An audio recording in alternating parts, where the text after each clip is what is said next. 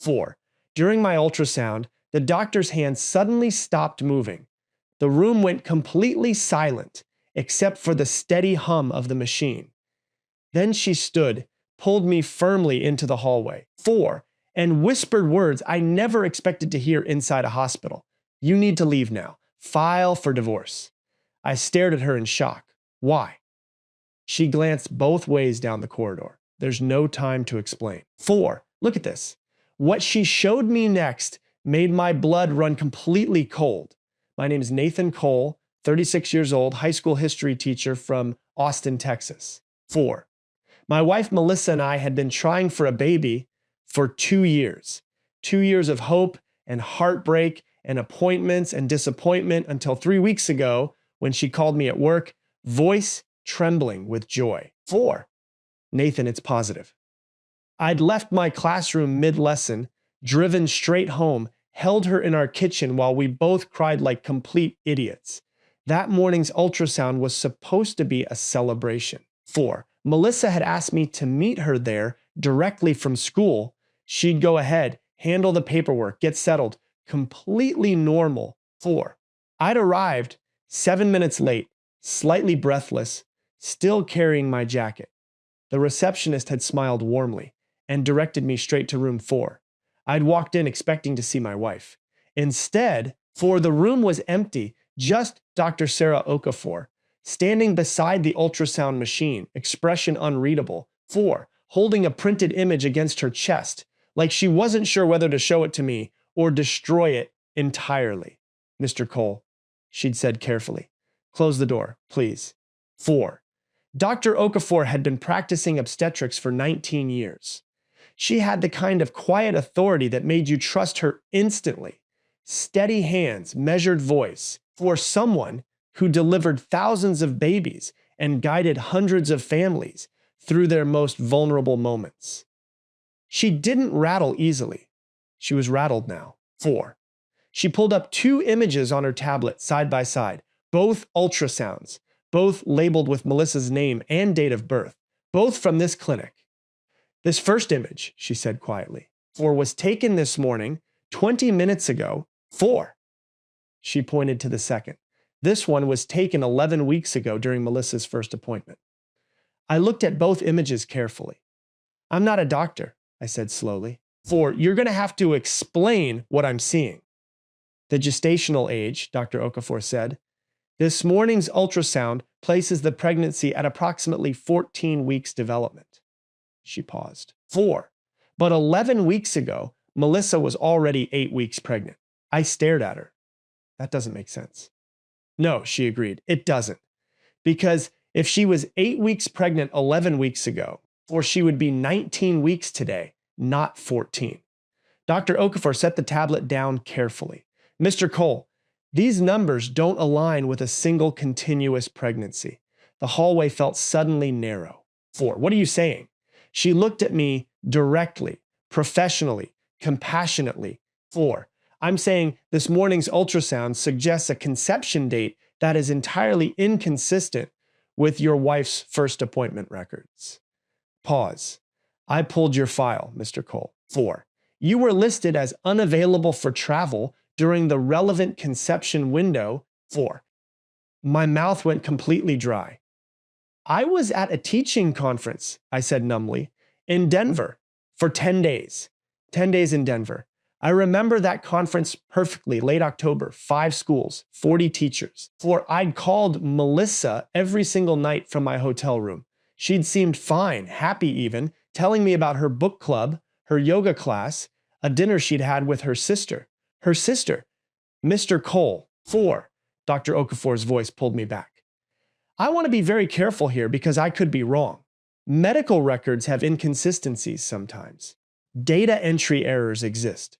She folded her hands. 4, but I have a professional and ethical obligation to present what I'm seeing accurately. How certain are you? I asked. She didn't hesitate.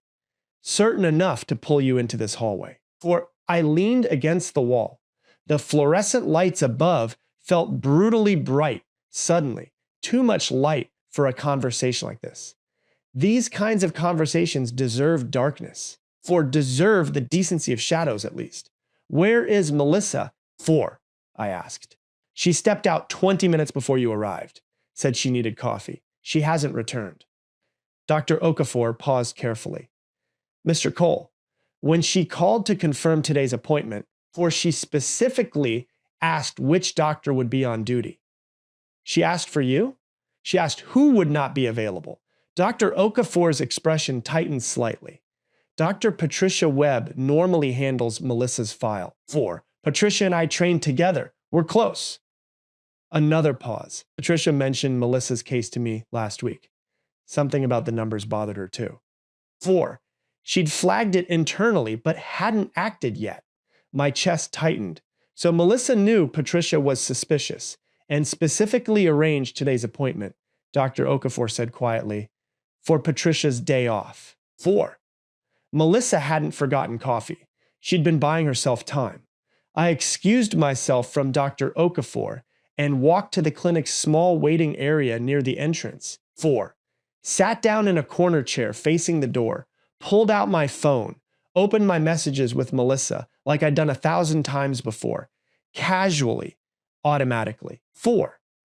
Except this time I was reading everything differently, like decoding a language I'd been speaking fluently without ever understanding. 4. Late. October messages during Denver. Miss you, babe. Quiet night in. Just finished dinner with Rachel. Home now. Early night tonight. Tired. Call me tomorrow. Rachel, her sister. 4. I opened my contacts and called Rachel directly. She picked up on the second ring. Nathan. Hey, how's the appointment going? Melissa told me this morning she was nervous about Rachel. 4. I kept my voice completely even. I need to ask you something and I need you to be honest with me. A slight pause. Okay. The last week of October when I was in Denver, I stared at the clinic entrance. 4. Did Melissa have dinner with you?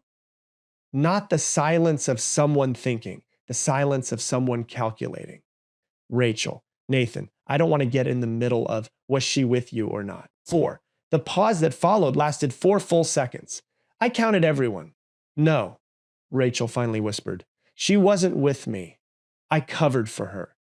I didn't know things had gotten this far. 4. I swear I didn't know she was. Her voice cracked. Nathan, I'm so sorry. 4. I hung up, sat completely still in that waiting room chair.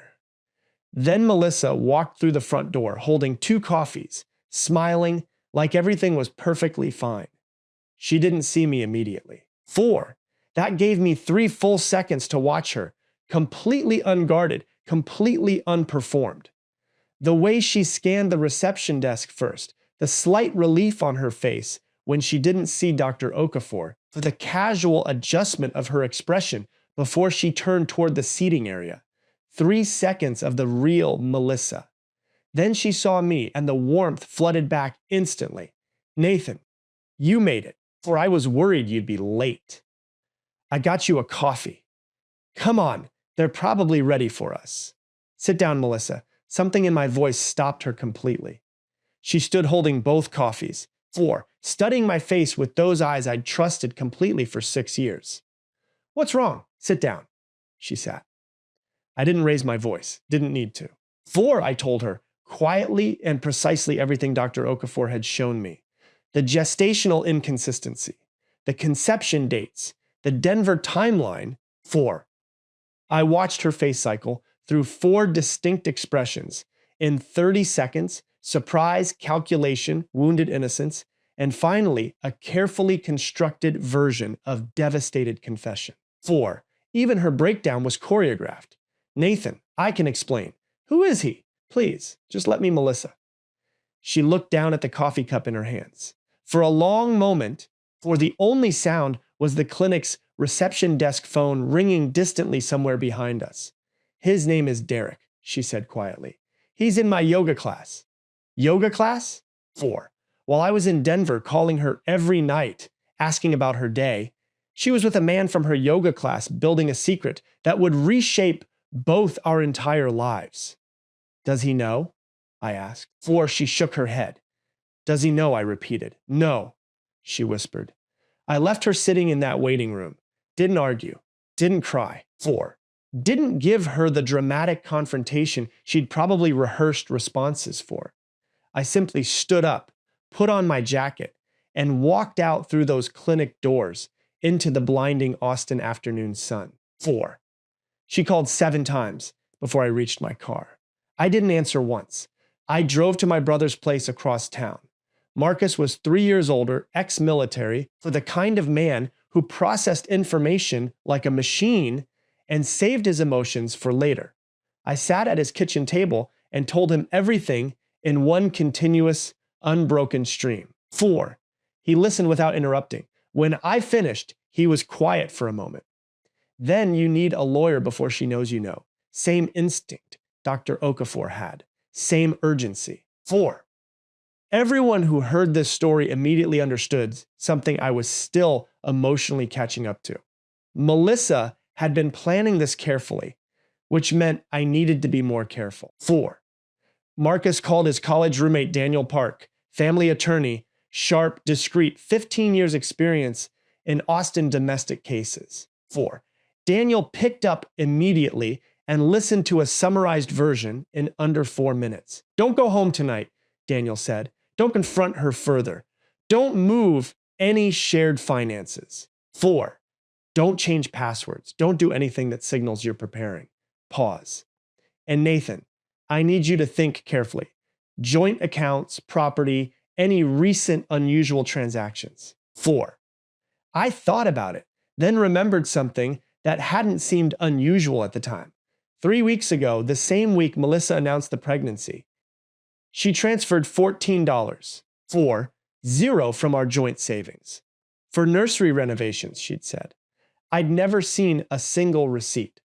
Daniel moved fast. Within 48 hours, he'd pulled every joint financial record we had. 4. 6 years of marriage condensed into spreadsheets and bank statements spread across his conference table like an autopsy of everything I'd trusted completely.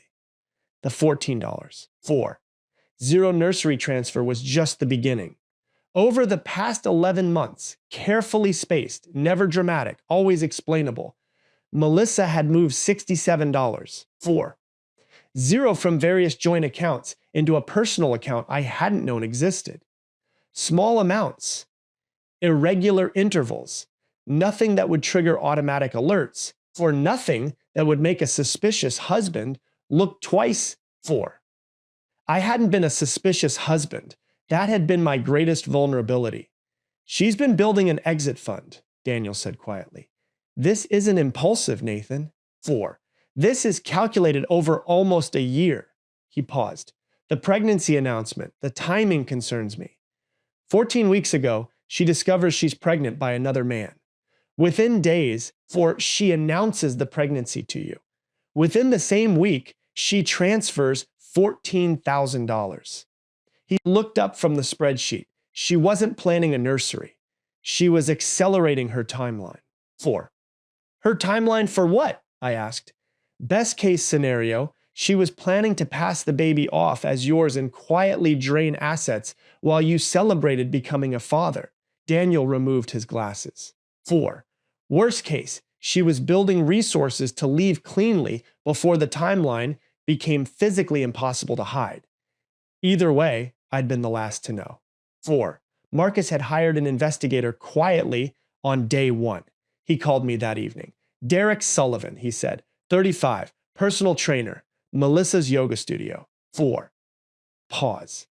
Nathan, he doesn't know about the pregnancy, but he knows about you. What does that mean? It means she told him you were separated. 4. Melissa was served divorce papers on a Tuesday morning. Daniel had spent 2 weeks building everything airtight. The financial records, the gestational evidence from Dr. Okafor, for the investigator's documentation, the $67,000 in traced transfers. By the time those papers landed in her hands, we weren't just filing for divorce. We were filing with everything. 4. Her lawyer called Daniel within 3 hours. Damage control mode, immediate, slightly desperate. They wanted to negotiate quietly, avoid court, minimize exposure. 4. Melissa was apparently willing to return the transferred funds in exchange for a clean, uncontested split. Daniel's response was simple. Too late. 4. The financial transfers constituted fraud within a marriage under Texas law.